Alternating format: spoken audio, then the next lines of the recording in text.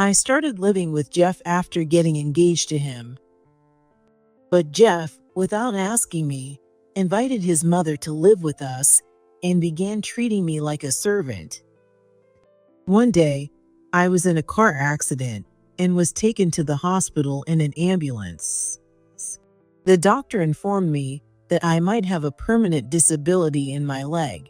To make things worse, the driver responsible for the accident fled the scene and disappeared.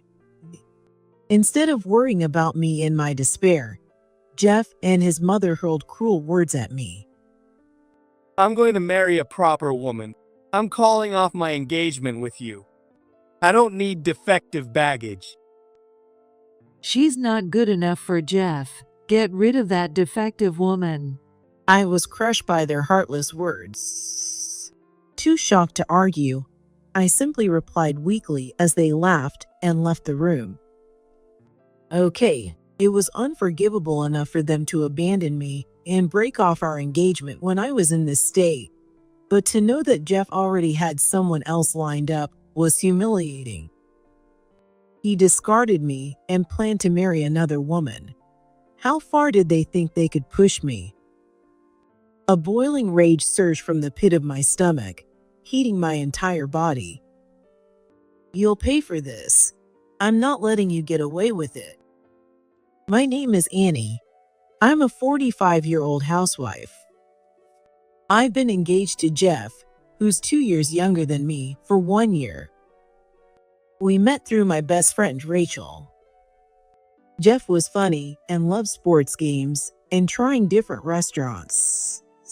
Since I've always been soft-spoken, I've tended to be attracted to people who are my opposite.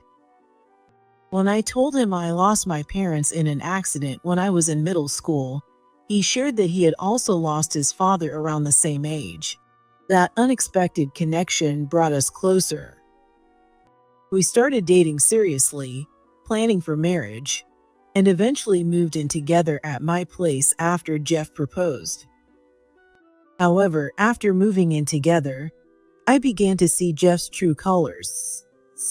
In college, Jeff was a soccer player, and he was tall and had a huge appetite. I enjoyed watching him devour large servings at restaurants because I was a small eater who liked good food, but in small portions. There was something satisfying about watching him eat hearty bowls of pasta or burgers with relish. However, Jeff had the same eating habits at home. Of course, I had agreed to live with him knowing he had a big appetite, so at first, I happily prepared large batches of meals. I work full-time and often get home later than Jeff due to overtime. But when I returned home exhausted, I would find the pot empty, the meal I saved for myself gone from the fridge, with only shredded cabbage left. Jeff, did you eat my portion too? When I confronted him, Jeff, watching a soccer game, puffed out his cheeks in annoyance. Well, yeah, there wasn't enough for me. I was stunned. 2 pork chops, onion soup, a mountain of potato salad, and garlic bread. And that wasn't enough. Swallowing my frustration, I ran to the nearest shop to grab something for dinner. This happened several times after that, but since I hated conflict, I didn't scold Jeff. I simply made another dinner. Looking back, maybe I was at fault for not standing my ground. Eventually, Jeff's eating spree worsened. Even though it was just the 2 of us, I would cook enough for 4 or 5 people, but it would all be gone by the time I got home. If that wasn't enough, he ate up cup noodles and frozen pie. Even when I stuck notes on the food saying, "Please don't eat," he'd ignore them. During meals together, Jeff's behavior was just as bad. He'd reach over and grab pieces of my meat or fish without asking. When I protested, he looked at me in confusion. Annie, you eat so little. I'm helping you finish it so it doesn't go to waste. I was about to eat that. At least ask me first. Sorry. He'd laugh it off, but the next day, he'd do it again. Jeff, having lived with his mother all his life, couldn't cook at all. Meanwhile, I had been living on my own since I graduated from college after leaving my uncle and aunt's home. So, I was responsible for planning the meals, doing the grocery shopping, and cooking everything. I could cook larger portions, but the shopping, cooking, and storage space in the fridge limited how much I could make at one time. Naturally, after 6 months of living together, Jeff's health check revealed that he was overweight with high blood sugar levels. When I told him to cut back on food, he puffed out his chest. Big guys look more impressive, but women, you need to stay slim. What's that supposed to mean? Jeff smirked at my shocked expression. Annie, you don't want to look ridiculous if you put on more weight, right? I'm doing you a favor by eating it. Excuse me, I'm within a normal weight range. Before I could finish my sentence, Jeff's arm reached forward again. Jeff scooped out the entire limited edition pudding from the popular shop and ate it before I could stop him. All that was left was a thin layer stuck to the bottom of the cup. This pudding is awesome. Get some more for me, okay? Waiting in line is such a pain. Annie, I'm counting on you. Without any sign of remorse, he flashed a huge grin and walked away from the dining table. As I tried to contain my frustration, my mother-in-law called me. Annie, what time will you be home tomorrow? Me? I think it'll be after 7 p.m. Wondering why she was asking, I vented to her about what had just happened. Her response was to scold me. Jeff actually enjoys your awful cooking. How dare you complain? But he's been eating all the side dishes recently, even going through the pantry for the preserved food. When I protested gently, she shot back furiously. Jeff works hard, so you need to feed him well. Unlike you, he has a real job. She yelled in a high-pitched voice and hung up the phone. I sighed and pressed the end call button. As the months of living together passed, Jeff's arrogance grew worse and worse. In the beginning, he would help out with chores other than cooking, but after 6 months, he stopped doing anything. Jeff, when I come home late, can you bring in the laundry? And please clean the bathroom like we agreed. Jeff, lying on the couch, scrolled through his phone without looking at me. Man, I'm exhausted after work. I get hungry too. Can't you handle that much, Annie? I'm tired too. We agreed on this from the start. Jeff frowned and cut me off. Enough already. I work at a big company and make more money than you, right? Besides, you're a woman. You should be able to balance housework and work. Everyone else does. Whenever Jeff got upset, he would give me the silent treatment for days. When I couldn't stand it anymore, I gave in and apologized to him and ended the fight. Just as I started feeling anxious about my life with Jeff, an even bigger problem appeared. His mother moved in without any warning. I'm home. Wait, what? I froze as I stepped into the living room. A huge stack of cardboard boxes was piled in the corner of the room. There, my mother-in-law, Mary, was sitting on the couch next to Jeff, casually laughing at the TV. She would occasionally drop by to visit Jeff, not me, but seeing her car in the driveway on a weekday was unusual. Oh, Annie, you're back. Hurry up and make dinner. I'm starving. So, you're here, Mary. Jeff, can I talk to you for a second? I motioned for Jeff to come to the hallway and whispered, "What's with the boxes?" Isn't it obvious? It's Mom's moving stuff. She's living with us now, so get used to it. This is too sudden. I raised my voice without meaning to. You should have at least talked to me first. Jeff scowled, clearly annoyed. It's fine. We'd live together eventually after getting married, so she just moved in early. Hearing our conversation, Mary chimed in. Jeff's the oldest son, and it's only natural. Why would we need your permission? Jeff crossed his arms and nodded, and I felt completely exhausted. There was no way I could win against them when they teamed up. Thus began my days of living in hell. Mary did no housework at all, not even making her own tea, and she constantly complained it was too cold or too weak. She was messy, leaving empty candy wrappers and beer cans everywhere, and also when she received packages, she left the open boxes lying around. She never took out the trash, so I had to clean everything up after her. Despite moving in uninvited, she didn't contribute to groceries or utilities and only complained.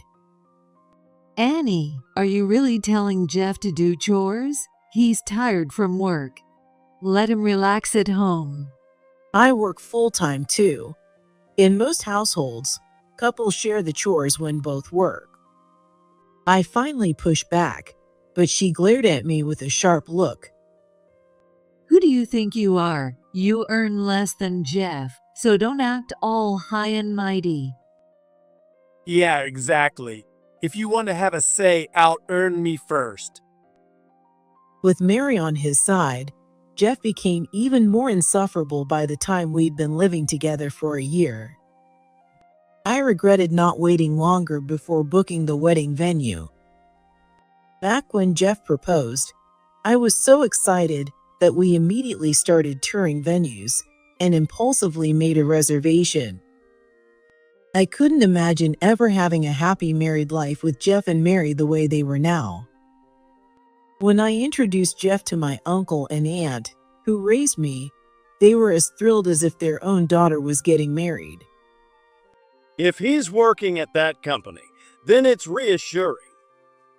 Jeff seemed so cheerful and pleasant. Hearing such comments from them made it even harder for me to reveal the truth. But I didn't want to walk knowingly into misery.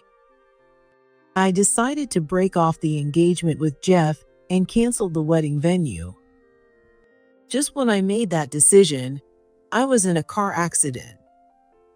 Someone called my name, and when I opened my heavy eyelids, I realized I was lying in the back of an ambulance. A paramedic was peering into my face. Can you tell me your name? Yes, I'm Annie Jones. As I answered, I groaned. A sharp pain shot through my right cheek as I spoke. I couldn't feel my right leg. I could tell it was bent in a strange direction, but I couldn't move it at all. We'll arrive at the hospital soon. I was so dazed that I couldn't comprehend the situation. Last night, I was in bed. How did I end up in an ambulance? I had no memory of waking up, getting ready, or heading out to work on my moped that morning. At the emergency room, they took me for a CT scan. The results showed that I had hit the right side of my head, but thankfully, my helmet had saved me from any brain damage. The doctor said my memory confusion would likely improve over time.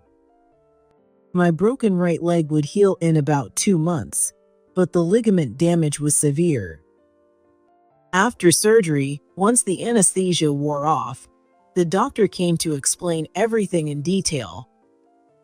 It will be difficult for your right leg to fully recover. The doctor spoke with a pained expression. You'll likely have difficulty walking on your own from now on.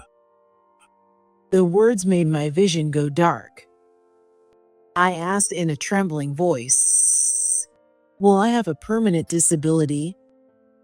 Yes, you'll probably need a wheelchair. It felt as though the entire world had lost its color. I stared at my bandaged right leg, which was suspended in the air. By the way, the police have been waiting outside. Are you up for speaking with them? What is it about? The driver responsible fled the scene, so I believe they're here to update you on the investigation. The doctor glanced toward the doorway where the officers were waiting, then left the room. 2 police officers entered and gave me a brief explanation. According to eyewitnesses, a small car with a beginner's license plate hit you from the right side. After hitting you, the driver sped away. Witnesses said the driver was a young woman. I see. We'll report back as soon as we identify the suspect. Take care. After the officers left, I held back my sobs. Why did this have to happen to me? Did I do something wrong? All I ever wanted was to work, get married, and live a happy life. I wanted to bury my face and cry, but with my legs suspended, even lying on my stomach was impossible. At least there was one blessing. I was in a private room since there were no vacancies in the shared wards. Suddenly, the door swung open without a knock. Come to think of it, before the surgery, a nurse asked, "Would you like us to contact your family?" I had messages sent to my uncle and aunt, my coworkers, and Jeff to explain the situation. My uncle and aunt, along with some of my coworkers, rushed to the hospital before the surgery and looked like they were about to burst into tears when they saw me. Even Jeff and Mary, who were usually indifferent, would surely show some sympathy when they saw me like this, or so I hoped. But that fragile hope was quickly shattered. Jeff pointed at my tear-streaked face and laughed out loud. What a hideous face. You were ugly to begin with, but now you're all swollen like some kind of monster. Jeff, stop that. Annie's been through a lot of pain. Even though Mary tried to scold him, she couldn't hold back her laughter and snickered. So, when are you getting out of here? You need to get back to cooking soon. Yeah, that's the only thing you're good for after all. Their insensitivity filled me with rage. I'm injured. Can't you say something more appropriate? I'll probably need to stay for about 2 months. In the meantime, we'll need to cancel the wedding venue. Then who's going to take care of us? I continued speaking to Mary, who was voicing her complaints. Also, it looks like my leg will have permanent damage. The doctor said I might need to live in a wheelchair. Jeff and Mary exchanged glances. Then Jeff suddenly spoke up as if he had just remembered something. Oh, but you'll probably get a big insurance payout from the perpetrator, right? We could use that money to remodel the house and get some compensation too. You won't need to work anymore. You'll get money even if you don't work. That's great news, Annie. But about that. Hesitating, I told them. The driver fled the scene, and they responded with disappointment. Then you're useless, aren't you? Jeff, you should leave her. Staying with dead weight like this is a waste. Yeah, you're right. I was stunned as Jeff readily agreed with Mary's cruel remarks. Then he looked at her and said something outrageous. Mom, I'm going to marry Mia instead. I only kept Annie around because she's a good cook, but I should have ditched her sooner. See, I was right all along. Mary smirked triumphantly. As I sat there in shock, she turned to me with a wicked smile. Jeff will marry someone younger, prettier, and more obedient than you. All we have to do is change the bride's name on the registry. The wedding next week will go off without a hitch. Jeff grinned as he stared at me lying in the hospital bed. I'm going to marry a proper wife. I'm canceling the engagement with you. I don't need a defective product. Yeah, you're not a good match for Jeff. Get lost. Their heartless words broke me. Too shocked to argue, I simply replied weakly as they laughed and left the room. Okay, the memories of what Jeff and Mary had said played over and over in my mind. So, while he was engaged to me, he was already seeing Mia with marriage in mind. The more I thought about it, the more boiling rage surged up from my core, heating my entire body. It's unforgivable enough that he's abandoning me in this condition, but to think he had someone else lined up all along. He's throwing me away like a rag and marrying another woman. How dare he? You'll pay for this, Jeff. I won't let you get away with it. Spending entire days confined to the hospital room with my legs suspended was more grueling than I could have imagined. The painkillers were strong enough to make the injury bearable, but being unable to move freely was incredibly stressful. I managed to distract myself by watching TV or watching cartoons or videos on my phone during the day. But nighttime was the worst. Since I couldn't move my body, it took me a long time to fall asleep, and when I did, I was tormented by nightmares. In the dreams, I was discovered by a ghost in the dark and tried to run, but my legs wouldn't move, so I dragged myself with my arms. The ghost always caught up to me, and I'd wake up just as it reached me. I'd bolt upright in bed, my heart pounding, and my body drenched in sweat. As I gasped for breath, I realized it had just been a dream, and the relief drained me of strength.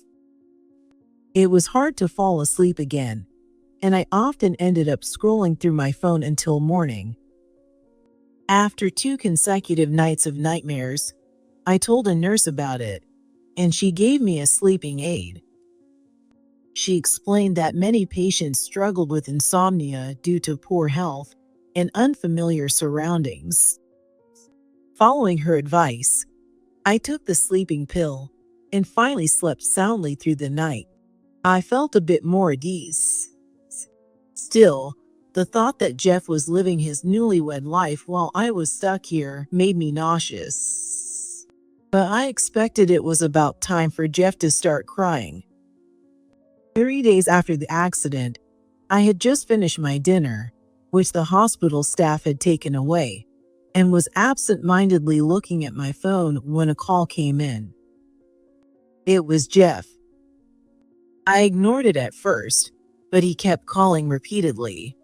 Annoyed, I finally answered. Yes. Hey, what the hell is going on? Without even identifying himself, he immediately started yelling. I knew exactly why he was calling, but I played dumb and asked curtly, "What do you want?" The real estate agent came and told me I had to leave the house by the end of the week. And why the hell did you sell my car without asking me?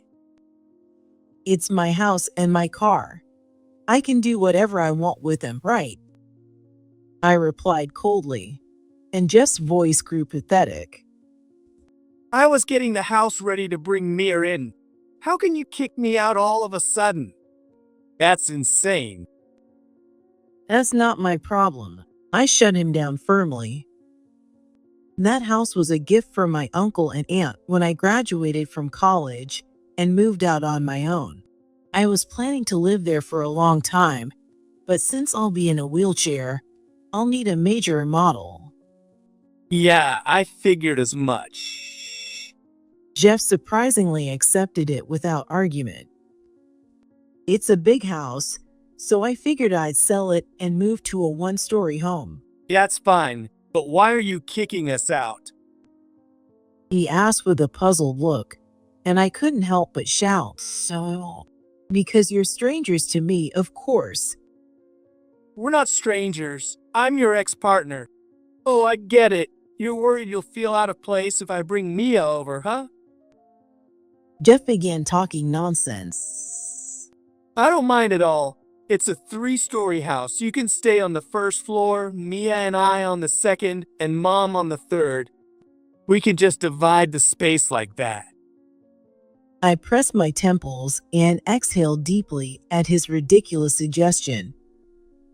Wasn't it you who forced me to live with your mom in the first place? I could feel my irritation rising, but I kept my voice calm. And the car, you were the one who said, "If you barely drive it, I'll use it instead," and took it for yourself. Don't you think that's selfish? Jeff suddenly went quiet. After a moment, he muttered, Mom thinks I paid for the house and the car. "Then just tell her the truth. Why try to impress people with lies?" I told him, half exasperated, and Jeff's face stiffened. I know, but Being stubborn, he continued to argue. look, can't you hold off on selling it? Mom really likes the house. If we have to move, she says it needs to be just as nice, and there's no way we'll find something that quickly. If you pay $1,000 in monthly rent, I might consider letting you stay. Jeff raised his voice in anger at my proposal. Are you kidding me? You're heartless. Ignoring his hypocrisy, I replied coldly. Fine, I'll figure it out myself. With that, Jeff hung up, clearly frustrated.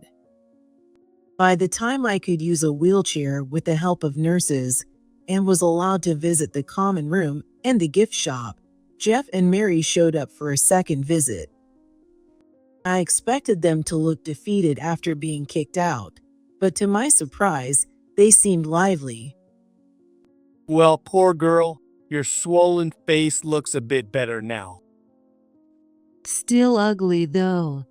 Their childish taunts made me roll my eyes as I spoke. So, have you finished moving? Or are you still living in a hotel? I honestly didn't care, but I asked anyway, and Mary's face lit up. Jeff's got a great income, so he found us a wonderful place right away. A brand new apartment on the 15th floor. The night view is stunning. Well, good for you, I replied in a flat tone, and Jeff smirked as he continued to mock me.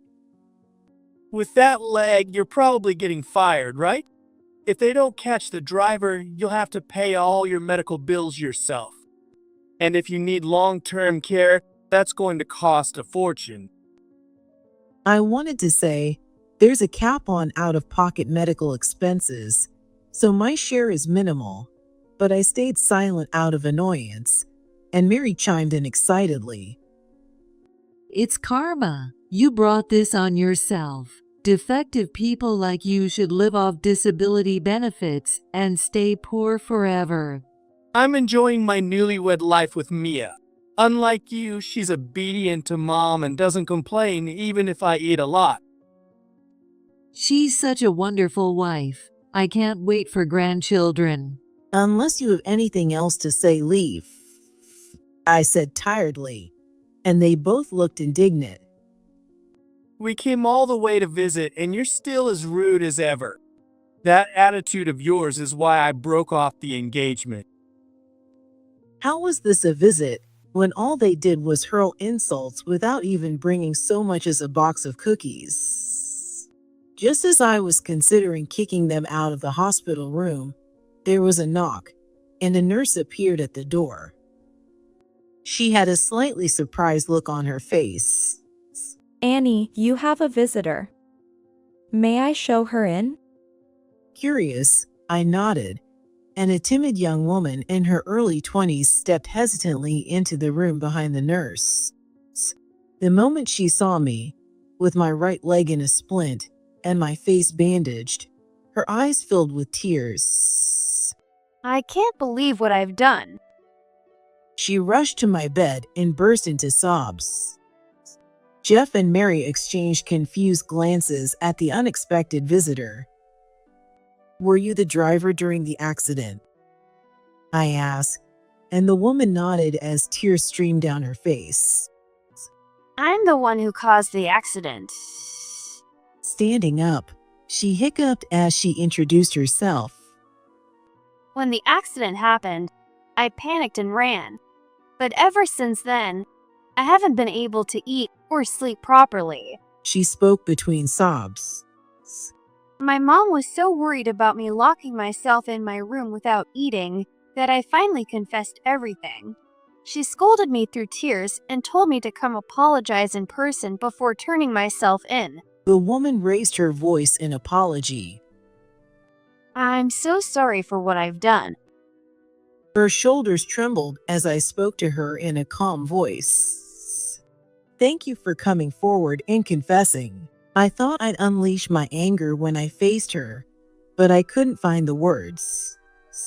Of course, I resented her for what happened to my body and felt rage, but her genuine remorse came through so strongly that I couldn't bring myself to berate her.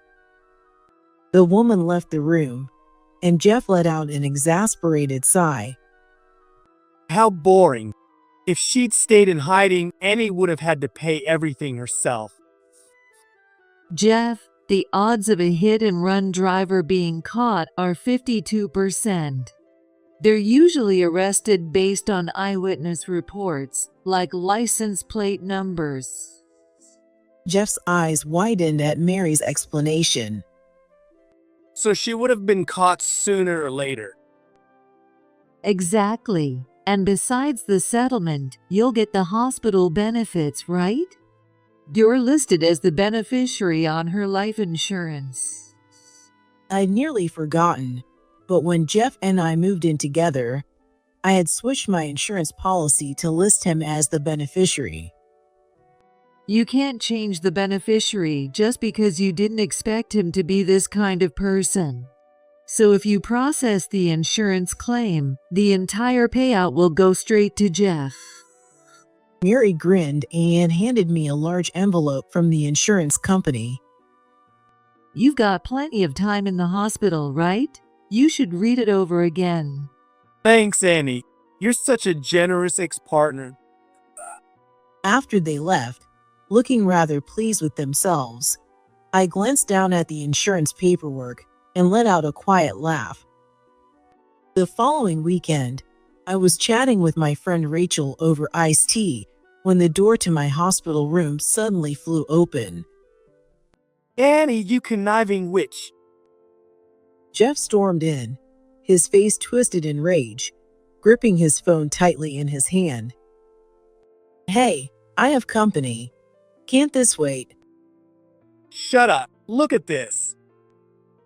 Rachel and I exchanged glances before peeking at his phone screen.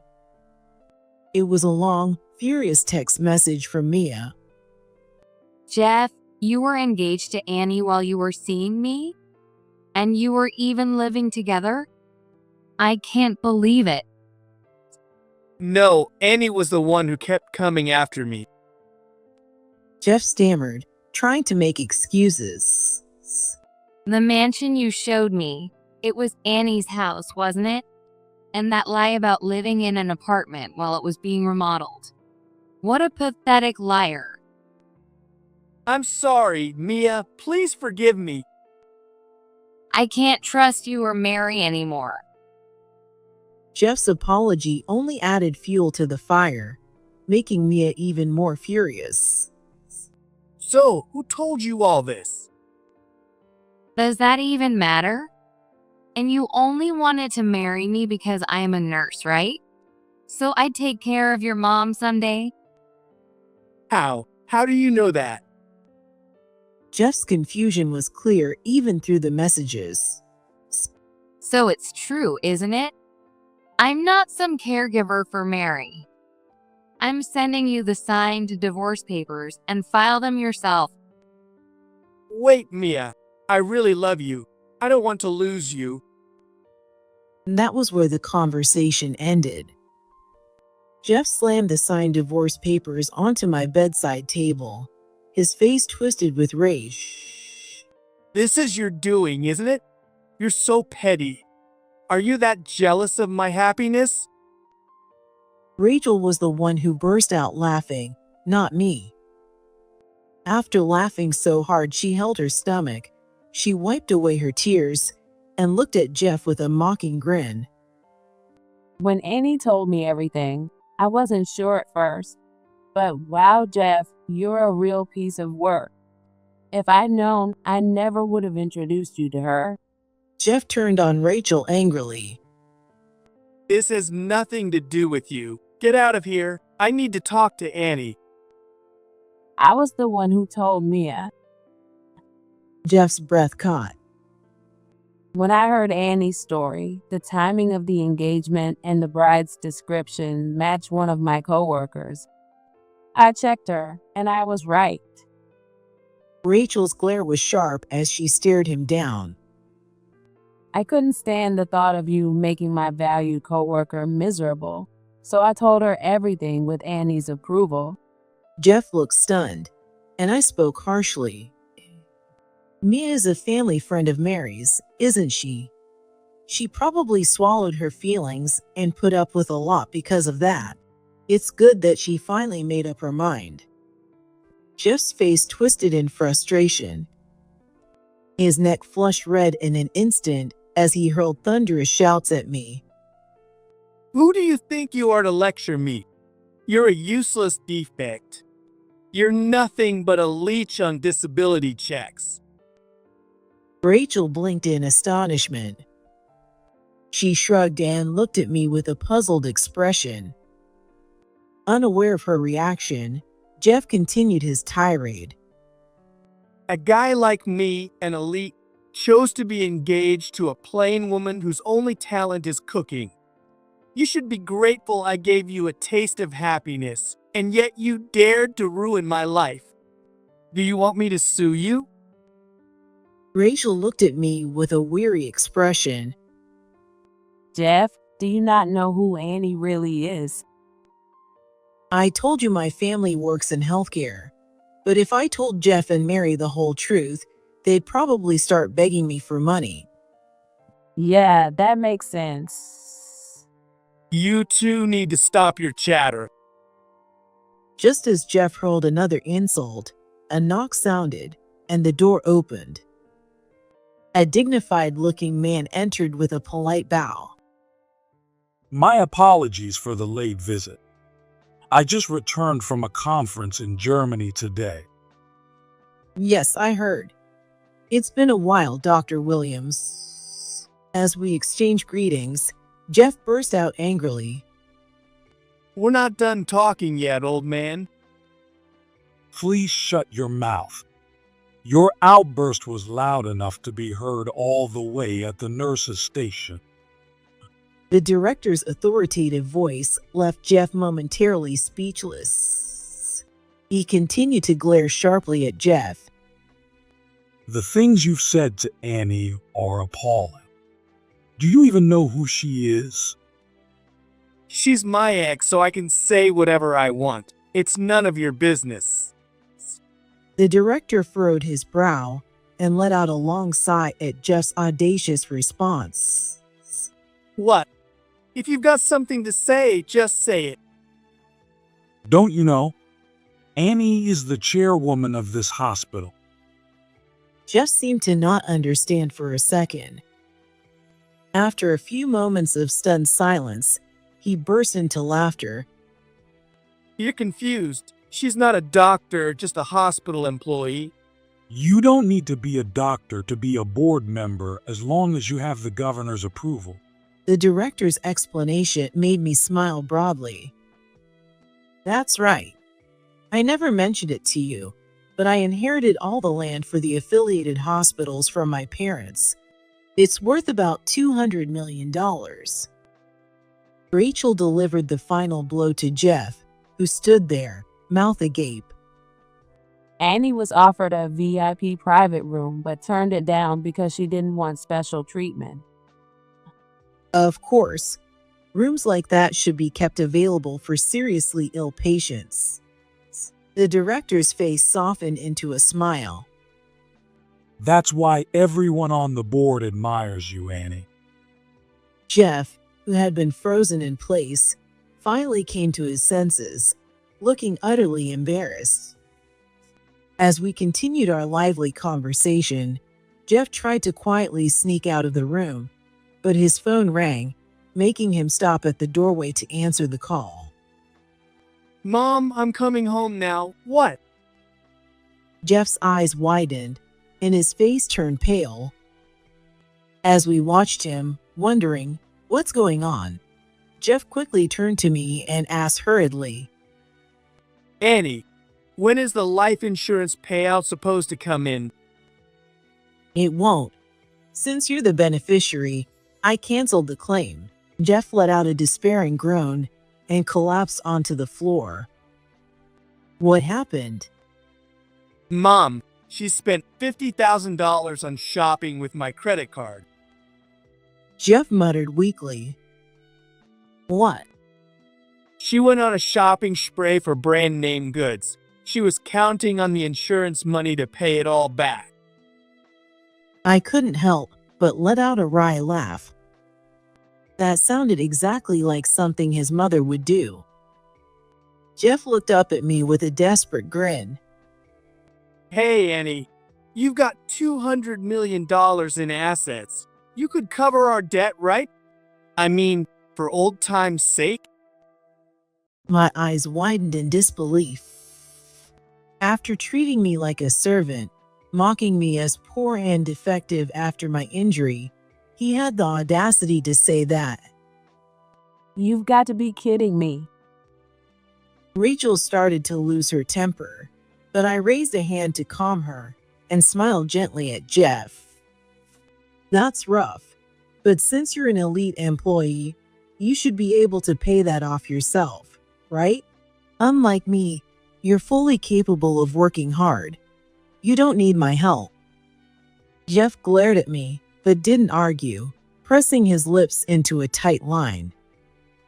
He slumped his shoulders and shuffled out of the room like a different person entirely. The next day, Jeff was summoned by his manager at work and severely reprimanded. It seems that the client Jeff was in charge of proposed terminating their contract.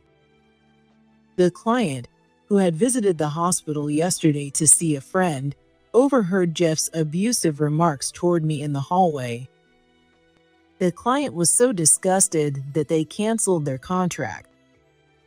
Since it was a major deal, the financial loss was significant, and Jeff was demoted and transferred to a remote branch. Once word of his disgrace spread, his colleagues began to shun him. Jeff became despondent and eventually quit his job. He ended up juggling several part-time jobs to slowly pay off the massive debt his mother had racked up. Mary stayed behind after their falling out. And because of Jeff's lower income, they couldn't afford the maintenance fees on their condo and had to move into a rundown apartment. Since Mary was terrible at cleaning, their new home quickly became a hoarder's nightmare, earning them a bad reputation with their neighbors. As for me, after kicking Jeff and Mary out, I had planned to sell my house and move to a one-story home. However, as my leg began to heal, I decided to cancel the sale and stay in my home. Although I had been told I'd never recover, after 3 years of rigorous rehabilitation, I was able to walk again. I still feel pain when I run or crouch, and long walks are difficult, but I'm grateful that I can go shopping or travel without relying on a cane or wheelchair. The driver responsible for the accident was arrested and given a suspended sentence for reckless driving resulting in injury. Since she seemed genuinely remorseful, I chose to settle and not pursue charges. She gave up her license and has since turned her life around and is now living responsibly. I also received divorce settlement money from Jeff through my lawyer. Although I didn't need the money, I collected it as a matter of principle. After being divorced by Mia and estranged from Mary, Jeff now seems to be lonely. He even sent me selfish messages like, "Annie, you're the only one for me. Let's try again." So I blocked his number immediately. Getting engaged and living with someone like Jeff was a complete waste of time. But thanks to this ordeal, I grew closer to Rachel, and my time in the hospital gave me insights into both the strengths and weaknesses of the hospital I manage. I've shared these findings with the board to help improve our work.